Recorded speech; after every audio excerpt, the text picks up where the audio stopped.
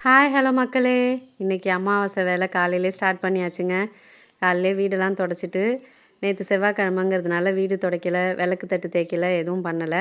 சரின்னு காலையிலே வீட்டு தொடச்சிட்டு, இந்த வேலையெல்லாம் முடிச்சுட்டு, அப்பா அம்மா ஃபோட்டோ, மாமா ஃபோட்டோ எல்லாத்தையும் தொடச்சிட்டு, காய்கறி வந்து எது எது சமைக்க போகிறோமோ எல்லாம் எடுத்து வச்சுட்டு, ஃபஸ்ட்டு வந்து பிளாக் காஃபி எனக்கும் அத்தைக்கும் போட்டுக்கிட்டோம். ஏன்னா பால் வாங்க லேட் ஆகிடுச்சி.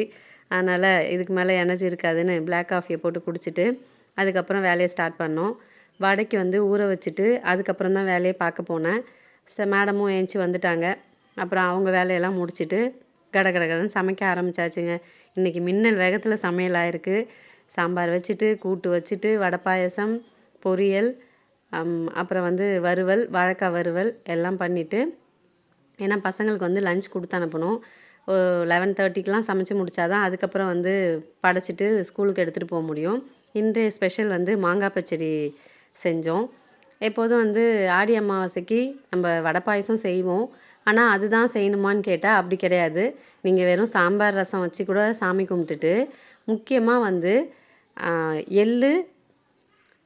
எள்ளை வந்து ரைஸில் நம்ம வடிக்கிற அரிசியில் பெசரி ஒரு உருண்டை பிடிச்சி காகத்துக்கு வச்சாலே இன்றைக்கி செய்கிற எல்லாத்துக்கும் வந்து ஃபுல்ஃபில் ஆகிடும். ஆடி அமாவாசைக்கு அதுவே பெரிய நெய்வேத்தியம் அப்படின்னு சொல்லுவாங்க. அதனால் வந்து வடை பாயசம் செய்ய முடியாதவங்களாம் ஃபீல் பண்ண தேவையில்ல. எள்ளும் அரிசியும் பிடிச்சி காக்காவுக்கு வைக்கணும் அப்படின்னு சொல்லுவாங்க. அதுதான் வந்து ரொம்ப ரொம்ப ஸ்பெஷல்.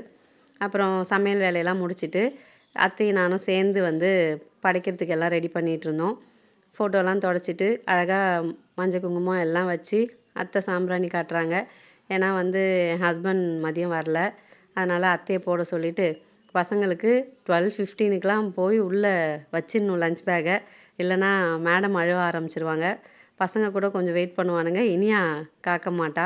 அதனால் அவசர அவசரமாக சாமி கும்பிட்டுட்டு அப்புறம் பசங்களுக்கு லஞ்ச் பேக்கை கட்டிட்டு ஸ்கூலுக்கு போயிட்டு வந்துட்டேங்க.